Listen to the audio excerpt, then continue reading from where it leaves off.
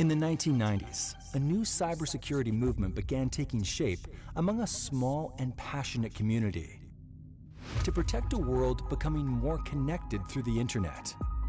Spearheading this mission were Black Hat and DEF CON, founded by Jeff Moss. We went from, say, 100 people the first year to 200 the next, 300 the next, and it grew.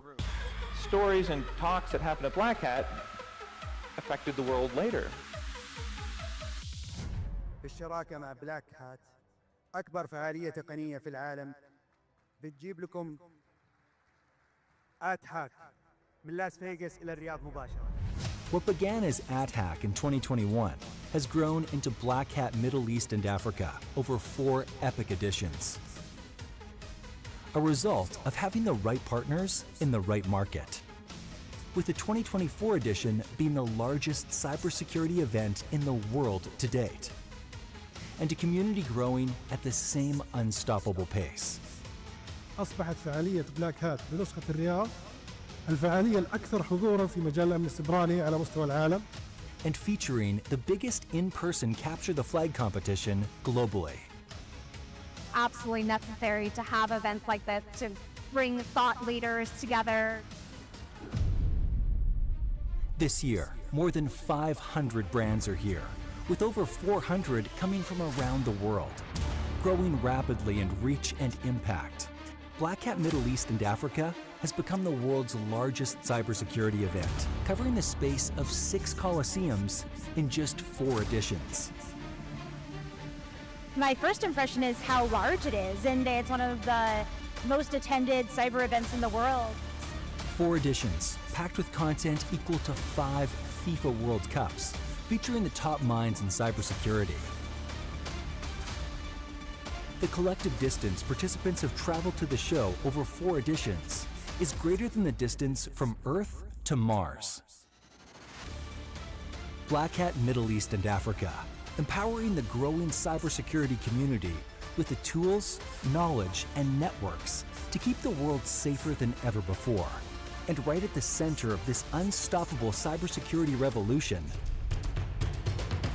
is you.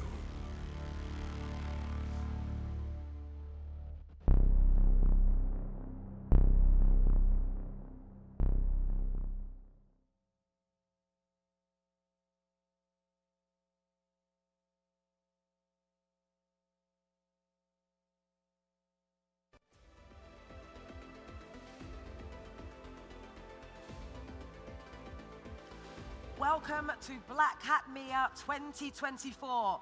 Please welcome to the stage Yasser Al-Husseini, spokesperson for the Saudi Federation for Cybersecurity, Programming and Drones.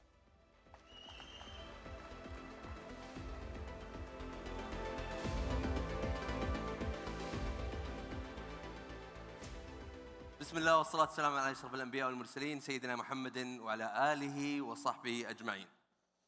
من الرياض وإلى العالم أجمع. Ladies and gentlemen, esteemed guests, good morning everyone, and it's an absolute honor to be standing here with some of the brightest minds in the world of cybersecurity. Today, we're not just gathered for another conference. This is Black Hat, where innovation meets resilience, and where the guardians of the digital realm gather to share, learn, and conquer. Let's face it, in a world where data is the new oil, cyber threats are the new battlegrounds. So it's not just about protecting systems, it's about safeguarding trust, innovation, and the very fabric of our very connected lives. And think about it. Every click, every transaction, every piece of data holds value. And with that comes vulnerability. But that's why we're here, isn't it? We're in the problem solvers, with the strategists, the ones who can make a difference in the world of cybersecurity, the ones who see threats as puzzles to play with and to solve it, not barriers to fear. And over the next few hours, we're diving headfirst into the cutting edge of cybersecurity, exploring what's next, what is possible, and how we stay one step ahead in every changing landscape. So buckle up, because this is not a conference, it's a call to action. These challenging teams that you see here are here to redefine the rules of the game. So let's make it count. And without further ado, please put your hands together for opening keynote with Mr. Faisal Al-Khamisi, Chairman of the Saudi Federation for Cybersecurity, Programming and Drones.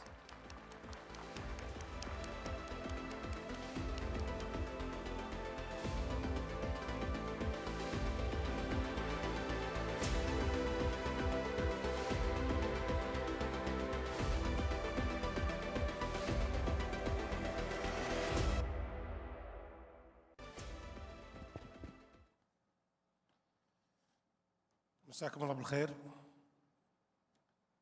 قد لا يعرف بعضكم القصة الكاملة وراء بلاك هات في الشرق الأوسط وأفريقيا، ودي أشاركها معكم اليوم. قبل 4 سنوات كان عند مؤسسي الاتحاد هدف أو رغبة جلب فعالية بلاك هات للمملكة. خاطبنا فريق بلاك هات وكان عندهم تساؤلات مشروعة. هل السوق السعودي جاهز لفعالية من هالنوع؟ هل ممكن تنجح؟ وقلنا نجرب، تجربة خير برهان.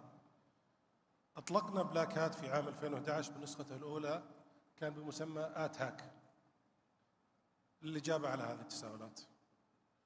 وما اكتفينا بإثبات جاهزية السوق السعودي فقط، بل أثبتنا تفوقه للعالم أجمع. وهنا أتوقف لشكر خاص لمعالي المستشار تركي آل الشيخ رئيس مجلس إدارة هيئة الترفيه على دعمه الاستثنائي للنسختين الأولى والثانية من فعالية بلاك هات.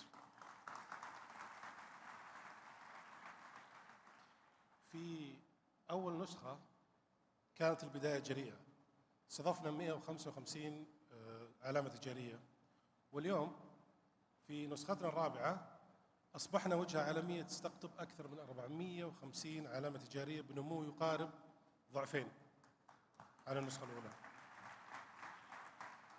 وخلال ال4 سنوات الماضية أصبحت الفعالية منصة للفرص تغير المسارات المهنية وتؤثر على القطاع كاملاً. أكثر من 3600 لاعب شاركوا في مسابقات كابتشر ذا فلاج. أكثر من 800 شركة عالمية اختارت الفعالية كبوابة دخول للسعودية وللمنطقة، مما ساهم في بناء شراكات مع لاعبين محليين. وأكثر من 1000 مختص في الأمن السبراني تخرجوا من برامجنا التدريبية مجهزين لقيادة القطاع مستقبلاً. في النسخة الأولى كنا فخورين بوجود 28 متحدثة على مسرحنا، كل واحدة منهن كانت رائدة في مجالها. واليوم نما هذا العدد ليصل إلى قرابة 100 امرأة، بزيادة بلغت 221%.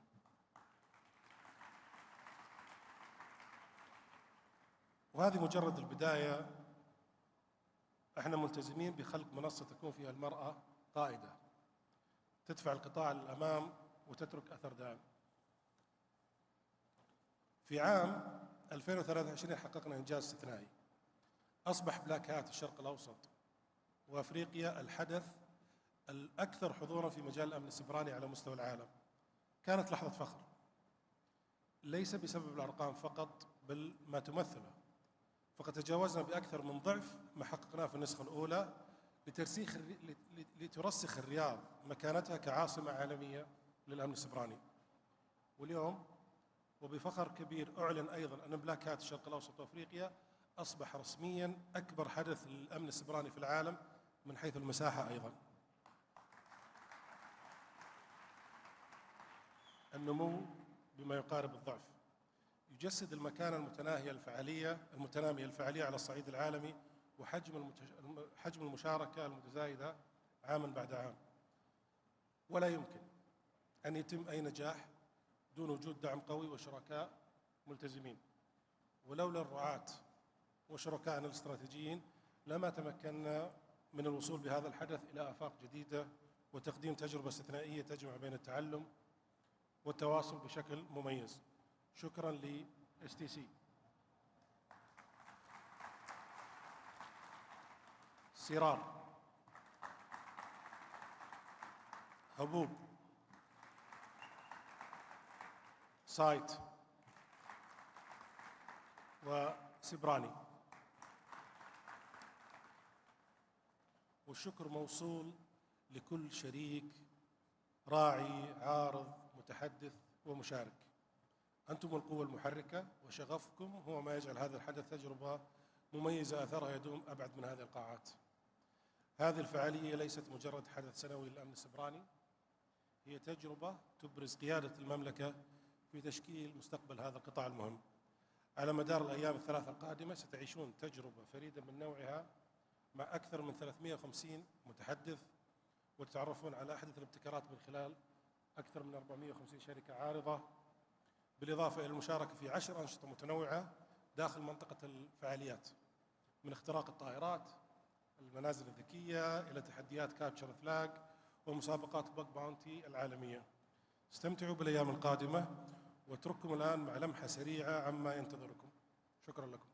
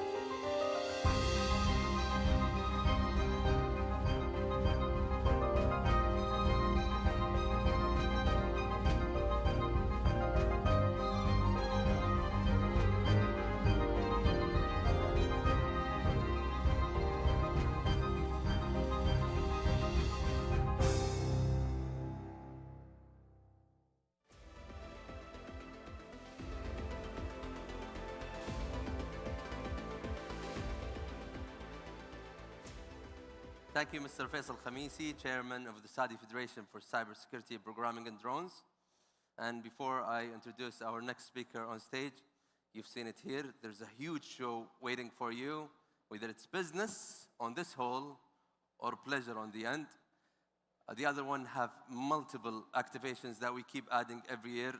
Steve Wiley, we're very sorry we keep adding these, but I think you're gonna love it this year. So we're gonna go take you all for a tour after we're done here. And now, without further ado, please put your hands together to the lady that was with this brand from day one, from year one, the Senior Vice President of Tahal, Annabelle Mender.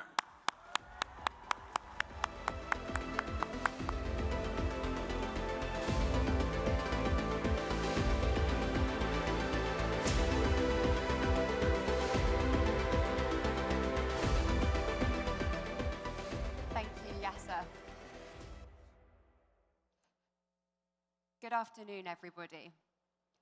Thank you so much for the opening remarks, Faisal. I'm very honored to follow you on this stage. To have Black Hat Middle East and Africa recognized as the largest and most attended cybersecurity event in the world is a great achievement. This is because we're in a growing industry in the right market here in Saudi Arabia, but most importantly, we're with the right partners. In 2020, I first met SAF CSP, and their ambition was nothing short of bold. Our partnership with SAF CSP has been a key success to Black Hat Middle East and Africa. So a massive thank you to our friends and our partners at SAF CSP, and a very special thank you to Faisal Al-Khamisi and Mutab Al-Ghani.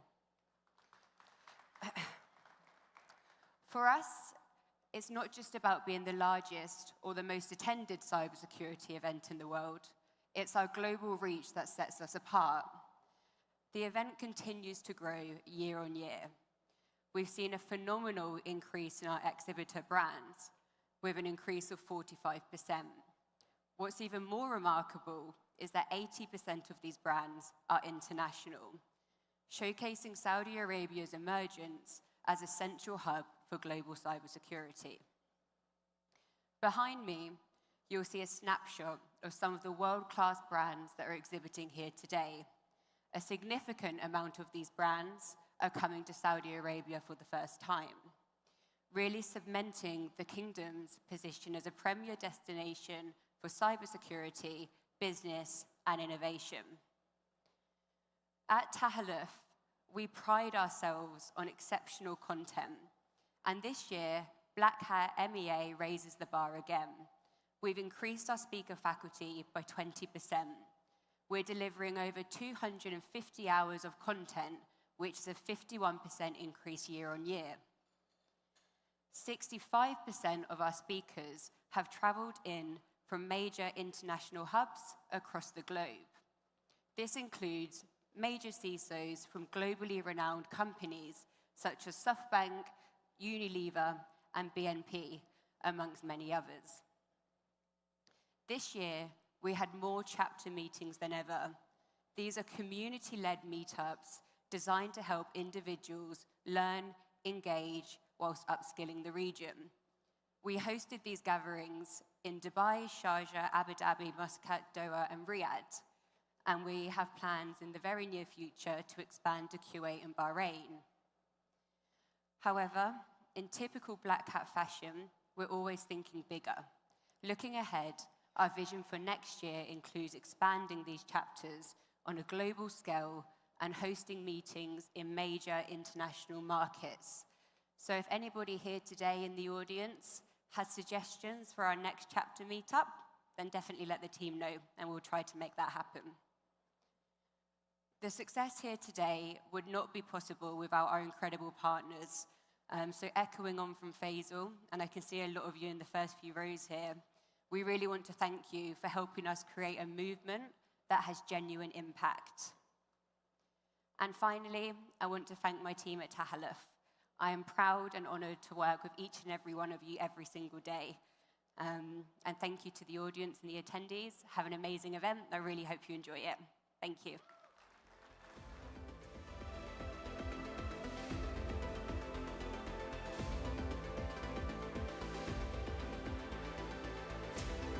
Please welcome to the stage your host for Black Hat, Lucy Hedges.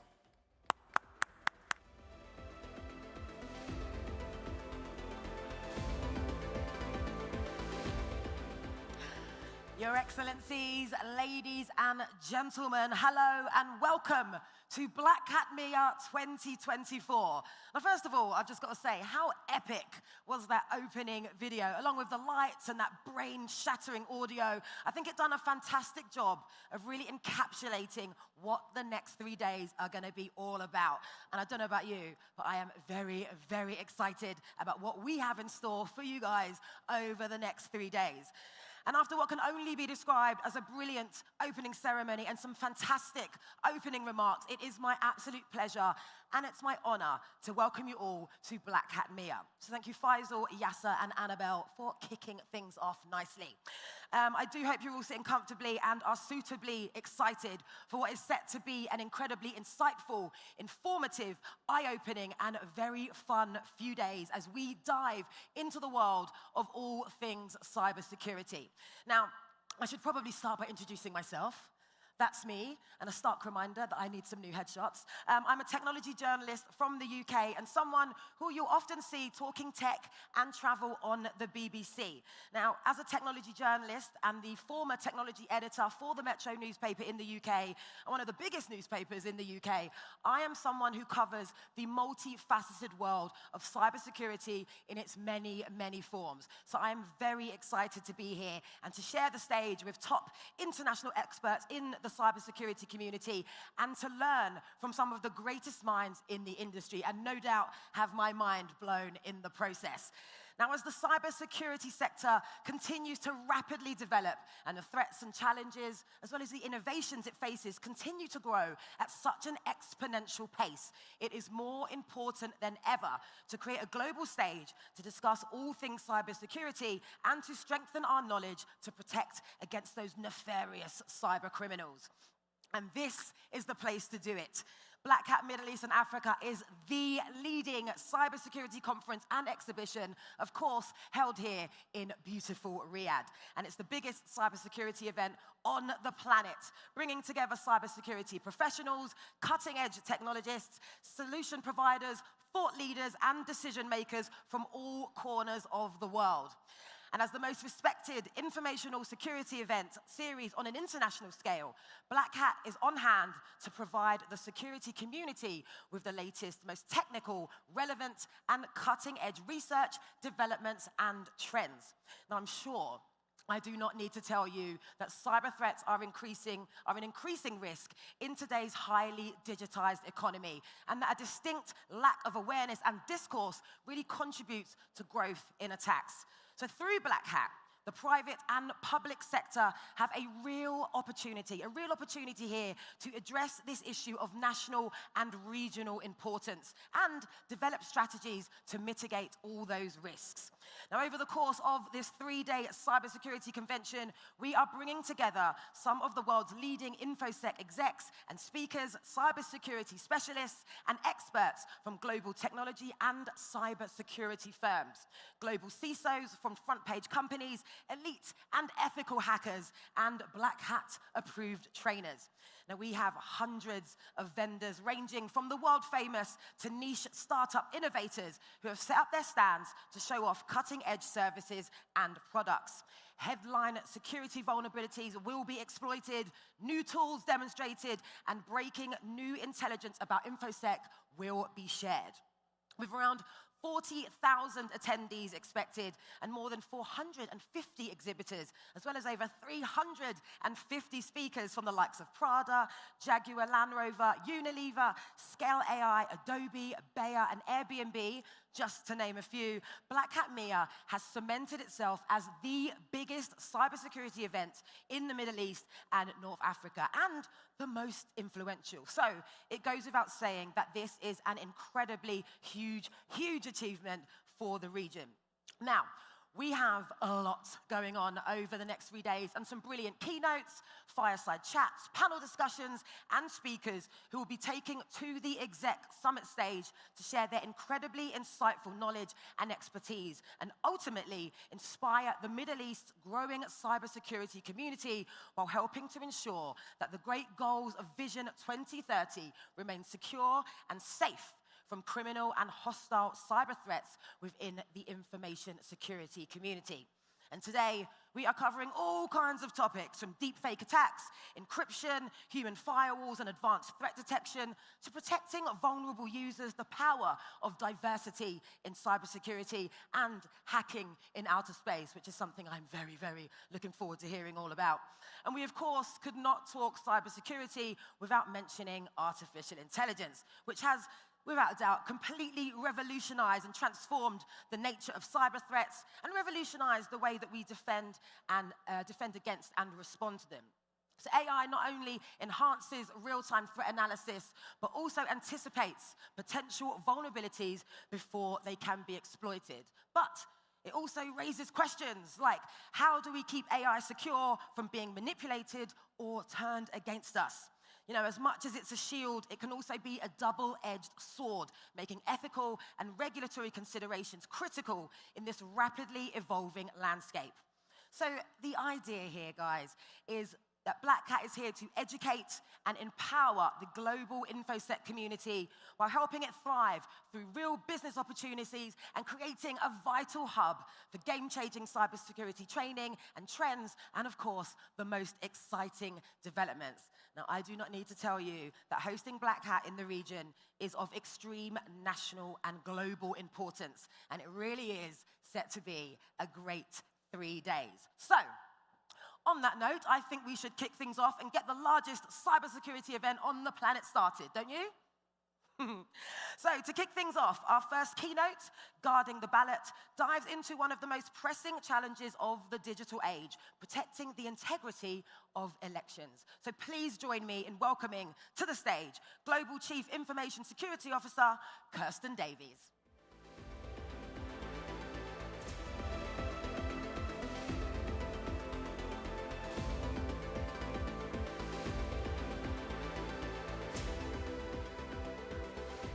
Good afternoon, everyone. It is such an honor to be here. Many thanks to Black Hat MEA, to the Kingdom of Saudi Arabia, to Tom, Lucy, Aya, my Tinker tribe. It's such an honor to be here.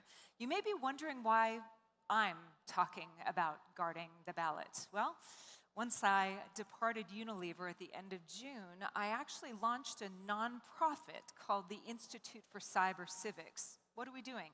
We're bringing cybersecurity to everyday life, explaining some very complex things in very attainable language. And we started with the elections in the United States of America. It's quite a weighty topic for us to unpack today, and I'm honored to be here with you to do that. So let's talk about the vote, the ballot, as it were, and specifically the 2024 US elections. We're going to start with some foundational information just to ground us all in what the election process is in America.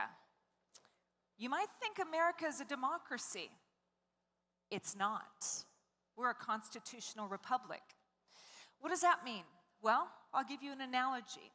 If you own a bicycle and you're in a democracy, the majority of people could actually vote to take your bicycle away, and that would be allowed.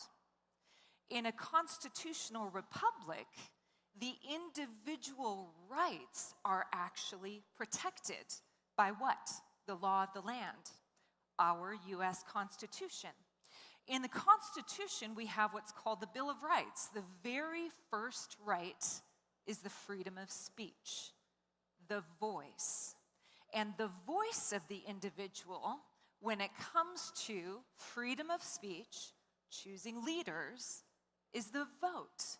Now, I find it very powerful that you and I each have individual voices. Did you know that? Your voice is as unique as your fingerprints. And that's a very powerful concept for us in America, and it's foundational to our voting. So let's talk about some of the fundamentals here in the United States around voting. So there are federally driven voting requirements. First of all, you must be 18 years of age. You must be a citizen or a natural-born American in the United States.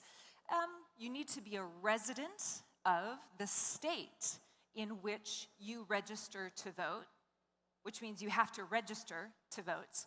And you cannot be currently incarcerated. There's some other bits and pieces of votes that happen at the state level, requirements at the state level, but those are by and large across the board all the same. We have 50 states, one district, the District of Columbia, where our nation's capital is, and then several territories as well, although the territories are not allowed to vote in the general elections at the federal level. Now, each state in the United States gets to run the elections the way they want to.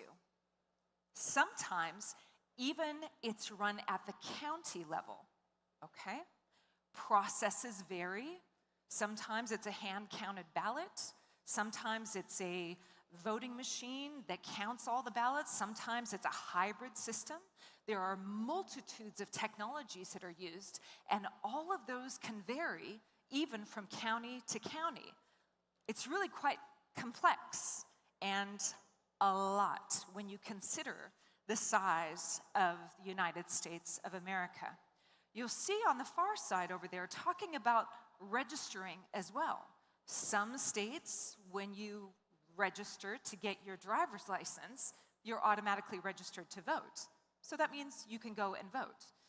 In other states, you don't get automatically registered. So complexities abound. All right. We're cyber people. So let's talk about the ballot in terms of cybersecurity principles. First of all, the CIA triangle, which I'm sure you're all familiar with: confidentiality, integrity, and availability. Let's talk about that in terms of balloting. Now, while each vote is confidential, it still needs to be traceable for audit and legal purposes, okay? We must have integrity in the voting as well, and the integrity comes from each authorized or legal person has one vote. If that is not there, there won't be integrity in the outcome of the elections. And finally, availability. We have to have the availability of the systems, don't we? When people show up to the precinct to cast their ballot, the lights need to work, there need to be people there manning the voting booths, things like that. The systems need to be available. So if there's a global IT outage, we might have some challenges with the votes. Okay. And then also, through the lens of people, process, and technology, we can see these impacts all across the way when we're thinking about the ballots themselves. Again, the methods vary, the processes for voting, as well as the technologies, from Dominion to Hart Intercivic to election systems and software, to Unisys voting machines, Smartmatic voting machines, Clear Ballot, and Voting Works, to name a few. What's really important when we look through these things is, even though there's a federal mandate for who may vote, it's done differently, state by state, county by county, precinct by precinct. All right, let's take a look at the life cycle of the ballot. This is indicative, but it tells you a bit how we trace or how we watch the ballots go. If you equate this to cybersecurity in your industry, in your organization, in your ministry, think of the ballot as critical data. This is the critical data. It has to be protected, which means every system needs to be protected because it's protecting and carrying and processing and tabulating the critical data. So as we walk through this, there's some interesting things in here. It all starts with the voter registration, which I talked about a moment ago. Then, if you're looking on your left side, we have primary elections first. This is what determines who is able to be on the final ballot of the general elections. So you go around the U up the right side to the general elections, the president, the senators in each state. Sometimes it's the governor in each state, depending upon the cycle that it is. And then finally, in our general elections for 2024, you see it go over to the Electoral College vote, which is different than the popular votes, then into certification by the Congress to Inauguration Day. Really a lot to be thinking about. So, how did it go in 2024? From a cybersecurity perspective, There's quite a few headlines here. While there were enormous measures for security in the ballots, we still saw quite a few cybersecurity headlines. We had issues in software systems duplicating ballots, Michigan. We had issues in software systems where the ballots had not been cleaned up, the registration had not been cleaned up before Election Day. So you had people able to vote who should not have been able to vote in certain states. Wasn't everywhere. We saw in Pennsylvania there were issues across registration where dumps of 2,500s of ballots were there, no signatures, no ID. There were some issues. And of course, our friends over at Cloudflare saw an enormous uptick of DDoS activity across especially the election campaign websites. What I want you to take away from this is there's still a lot of work to be done. And cybersecurity is never one and done, is it? It's always more than one thing, and there will always be a need for more focus, more attention, not less. The other thing that I found really interesting is that we had a bit of a contradiction in the public discourse around security. If you were watching some of the discourse that was there, we had CISA on the one hand, our Cybersecurity and Infrastructure Security Agency, saying absolutely secure elections, fundamentally secure, everything's great. And then you have Harry Hursty from the DEF CON village, the voting village, which is the second hat of Black Hat in Vegas, goes into DEF CON, saying there are fundamental vulnerabilities to these voting machines, and there's not enough time to fix them.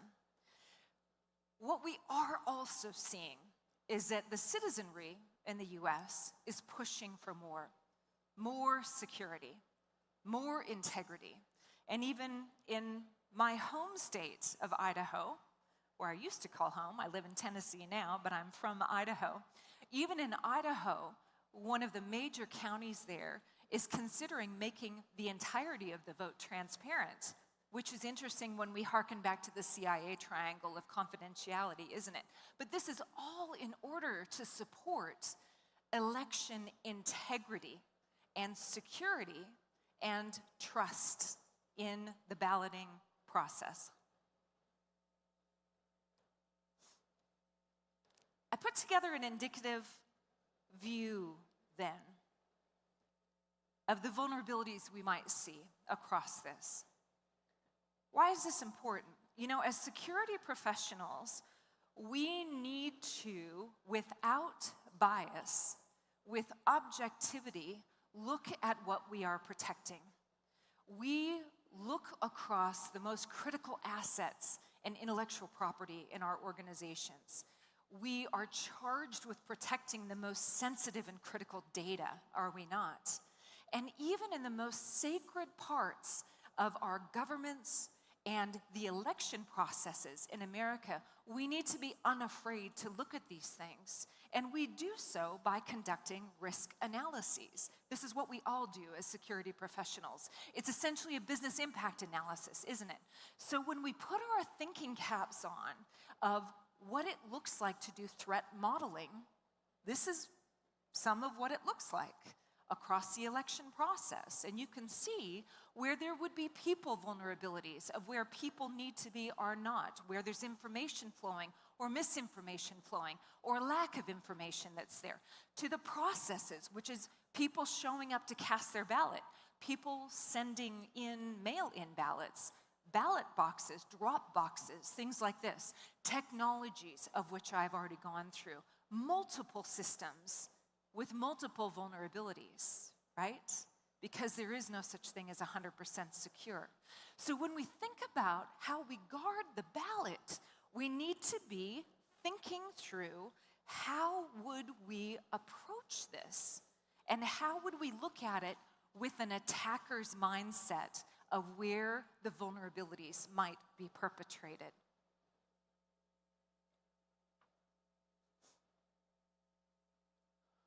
Some of the solutions we came up with when we conducted this risk analysis are actually already in play.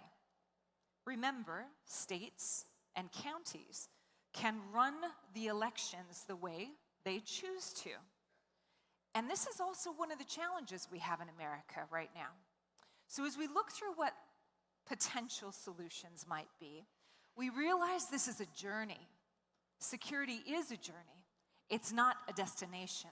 So if we look through these things, we really need to have voter requirements, the ones at the national level, implemented at the state level. It was interesting to look across certain battleground states, certain states in the union, where no voter ID was even required for people to show up and cast their ballot.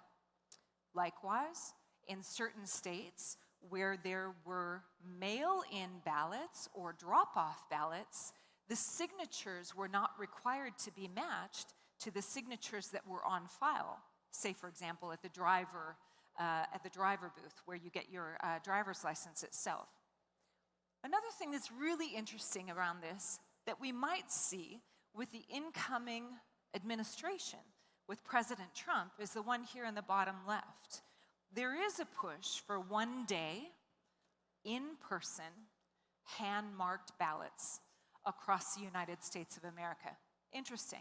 There's about 345 million people in America, about 160 some odd million registered voters.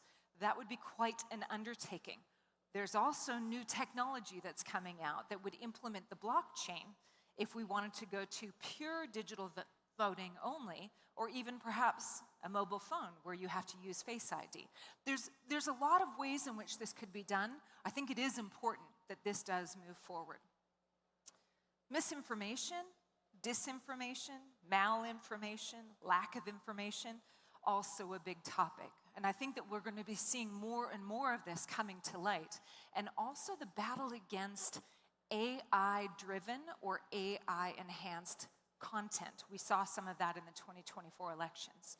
Finally, that I wanted to point out to you on the far right-hand side for you, there is no mandatory information security or cybersecurity policy for the voting systems or voting data in America, which is a big opportunity. There are standards, they're all voluntary. And from my experience across multiple organizations and multiple continents, when you make cybersecurity voluntary, it's often left undone.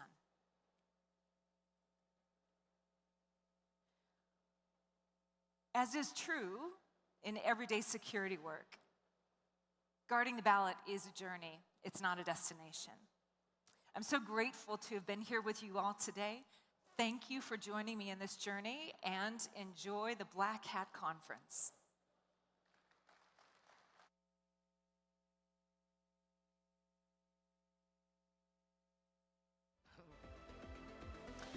A big thank you to Kirsten there. You know, as voting systems around the world adopt all these new technologies and data becomes ever more crucial, the threats to these critical democratic processes are growing exponentially. So big thanks to Kirsten for shedding light on the intersection of cybersecurity, technology, and democracy, and the strategies and innovations needed to safeguard electoral systems. Okay, so our next speaker, Gary Hayslip, CISO at SoftBank Investment Advisors, is about to explore a forward-thinking approach to managing cybersecurity threats in an increasingly complex digital world in a keynote called Risk Reimagined, a Blueprint for Resilience. So please join me in welcoming Gary to the stage.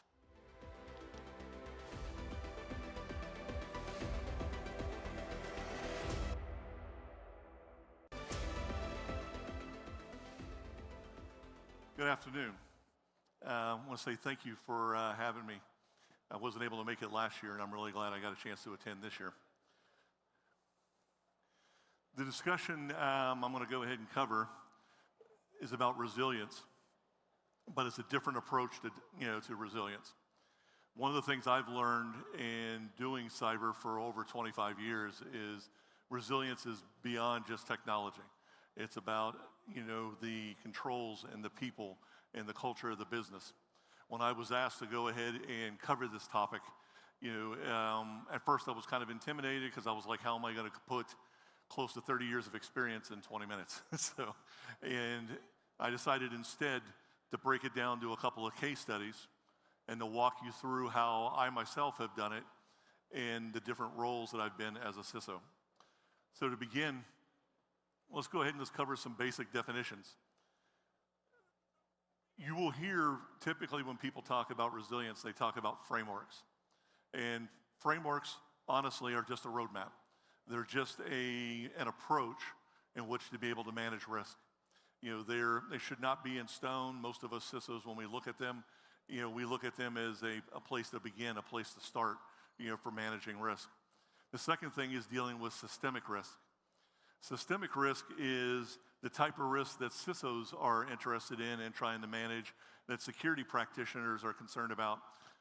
The business has risk that it deals with. Systemic risk is all of the different types of risk across the business that are intertwined together. And when one breaks, they tend to fall like dominoes. And these are the things that, typically CISOs like myself get involved in. It's the risk across the organization that's tied into the strategy and into the business culture and into the partners that it has. And it can be quite ruthless in trying to straighten out, but it's something that we have to manage. And then the last piece is actually cybersecurity. I go ahead and I bring this up because when people think of cyber, they think of it as one thing. But honestly, cyber it's a domain. It's a domain of systems and people and processes, and and you're dealing with risk and technologies. There's quite a few things that are included in cyber, and so when we go ahead and we talk about it, I want people to understand that it isn't one thing, but it's actually a collection, of different domains and different technologies and different processes. So to begin, as a CISO, as a security practitioner, if you're looking at basically bringing resilience and building that into an organization, honestly, you should be asking questions. And the questions are going to be around the business itself. You should understand, what's the company's purpose? What do we compete in? What kind of data do we use? Who are our critical partners? You should understand, you should be asking these questions. And I have found over the years that when I do, and I start a new CISO role, it's best to ask them and then be quiet and take notes.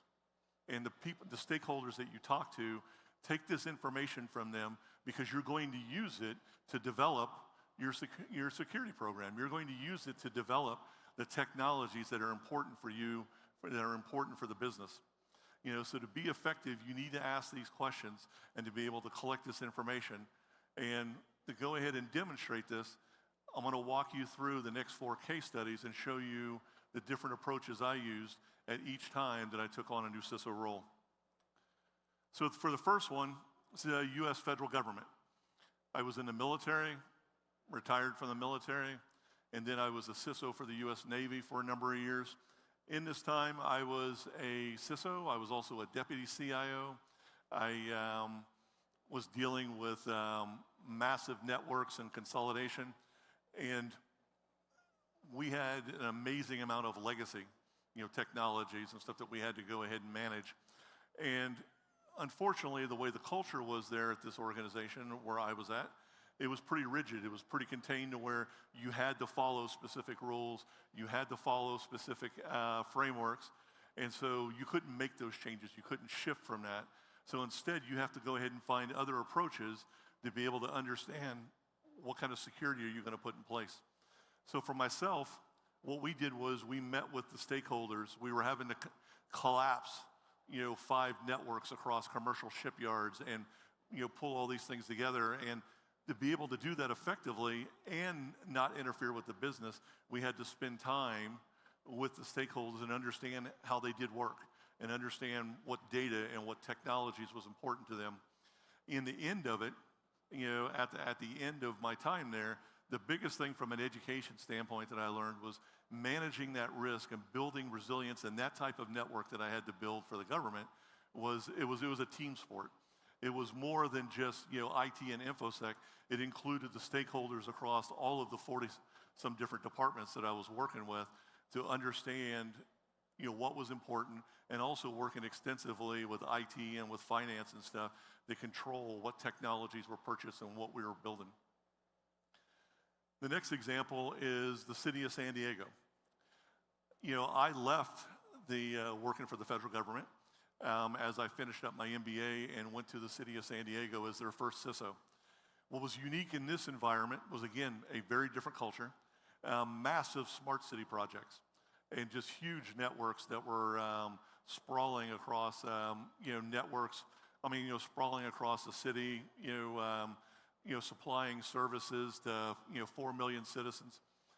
What was interesting here was the fact that honestly, when I first started, they had no idea what a framework was or what a CISO was.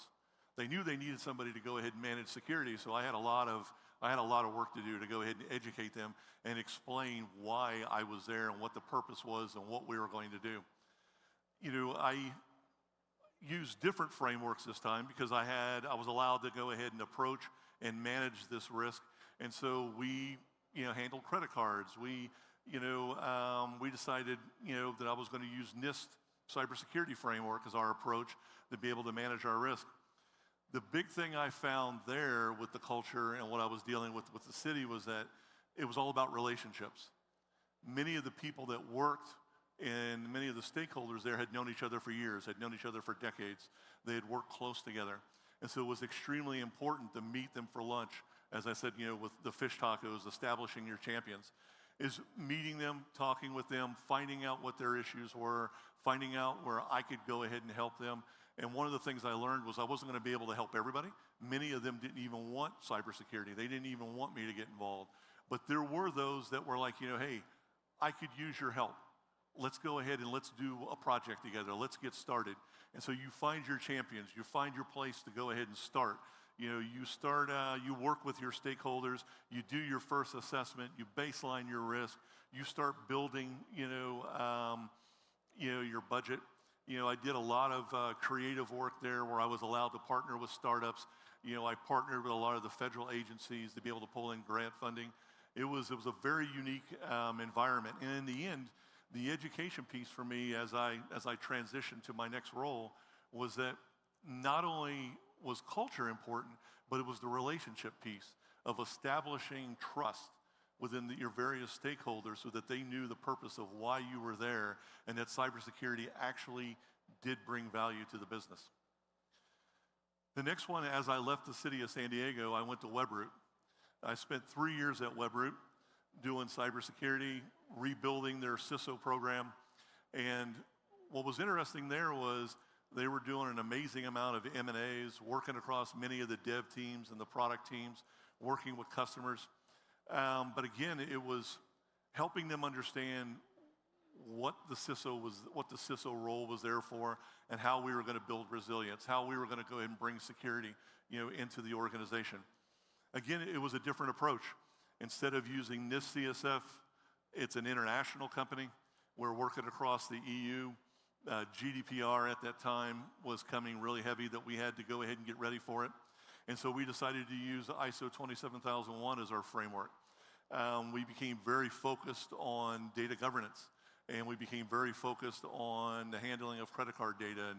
And again, I have found each time I've worked at a different organization or a different business, the culture and how the business is run and the various strategic operations that they have will actually impact you as a CISO and the type of security program you build and how you support them. One of the big things I learned at Webroot was they had done many M&As where they had bought companies and they had never really fully assimilated them. And so you had these little islands of dev teams who still kind of identified with the old company that they were, and not understanding that they were part of Webroot, even though they had been acquired multiple years ago. We found in the process of, building out resilience and building out the security programs, we actually had to help the VP of Dev, fix these issues and help these people kind of join, the family and the company. And again, it was the biggest thing I found there, and from an education standpoint, was doing walkabouts, going out and visiting the teams, letting them see who I am, who my team members were, having them understand the security projects that we were doing lunch and learns where they could see our strategy, and it became personal to them. They understood, why we were there and the value that we were bringing, and in the process, we were able to actually start changing the business culture, for the good. And then in 2019, I left to where I'm now with my current employer. Currently, I work for SoftBank Investment Advisors. I basically work for the Vision Fund. I'm the CISO for the Vision Fund. Been there for 5.5 years. When I came there in 2019, some of the biggest challenges we had was we had geographically dispersed teams, and we were going to re-architect and rebuild the enterprise infrastructure that we had to go 100% cloud. We decided that we were going to go 100% cloud first, and that we were going to go ahead and do zero trust in 2019. And so we re-architected everything. And we wanted to transition, And we were basically transitioning from a startup mentality to a regulated industry where we were dealing with multiple international regulators. And so again, our frameworks for managing risk and building resilience changed. We were dealing with JSOX, we were dealing with SOC 2. So we decided to use NIST CSF and to start building out, the security program and looking at our risks. The approach for us was to refocus the security program about being in 100% cloud and in 100% SaaS and implementing a full zero trust platform. And with that said, it's still changing even today. Even today, we're now doing Gen AI across the security teams, and I'll actually speak about that tomorrow in another talk that I'm going to do. But the education piece I learned here with SoftBank was that we were able to go ahead and build, flexible work schedules where people could go ahead and they could basically access their data securely working anywhere on the planet as we went ahead and went 100% SaaS and putting in, the infrastructure that we built. I also learned, again, lunch and learns were really critical. Being able to spend time with the employees and understand the culture that I was coming into and understanding how they worked and what was important to them. And understanding that, how I could mold the security program that I was tasked to build so that it would become the new norm. It would become accepted and become part of how we were going to do business.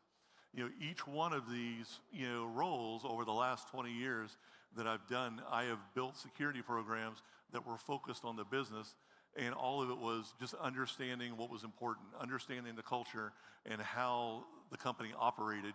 And in the process, you're able to design a security, program that's resilient, that's accepted, that people within the business understand that's important and that there's a value for it. So in conclusion, there's three things that I find that when I talk with CISOs explaining how to build this, that you need to understand. The first one you go ahead and you look at is, do you understand the purpose of the business? This really helps you if you're dealing with any type of regulations, any type of compliance, and any type of certifications. It helps explain operations and revenue, and it helps you understand your place in the business and how cyber throughout the business is there to go ahead and protect it and to help it succeed. Another thing is, do you understand the current relationships within the various business units? Again, you cannot do security by yourself. You have to have champions. You have to have people that you can rely on. You have to be trusted within the various departments. They have to see the value that you bring, so they don't fight you. Instead, they're expecting you to be there. They're expecting you to go ahead and help the business. And in the process, the business is more secure and it's more resilient. And finally, do you understand the current business culture? You can see I talk about this, consistently, and the reason is that resilience is more than technology. It's more than technology is just a piece of it. A large portion of it is people, and it's understanding how they work together, and it's understanding how the business as a whole, works together. So now that you know these things, now that a CISO knows these things, they've asked these questions, and they're starting to go ahead and put together their security program to go ahead and help the company be resilient. There's usually 5 things that I go ahead and I look at, and I remind even my own team when I do one-on-ones and I train with them and I talk to them. This is what we need to do. The security program, for us to be successful, needs to be visible. To be able to build resilience and for it to be continuous, you need to be visible. Employees need to understand why you're there, the value that you're bringing, and they must have a contextual awareness that that there's a purpose to it. Another thing is it's continuous. You're going to go ahead and do your baseline assessments. Like for us at SoftBank, I do NIST CSF, and I'm actually doing it this year. I do it continuously every year. And we not only do you do the assessment, but you also rank yourself against financial services, and then you rank yourself against all businesses as a whole. You constantly have to be looking at this. When I report to the board, when I report to the executive team, they know that cyber is a life cycle. They know that I'm constantly looking at the assessment and looking at our risk. And then the third piece, And then the third piece is finding your champions. You're always going to be doing this as a security practitioner, as a CISO, as a security executive. You're going to find your champions within the organization because you can't do it yourself. You have to have them with you. You know, you got to build that trust, you know, within the organization. And then the last one, as I just mentioned, cyber's a life cycle. It's continuous. It doesn't stop. You know, even when you think you get down to the end of it, you start again. You know, and it's this whole process that merges together to be able to build resilience within the business. And that is it. Thank you very much.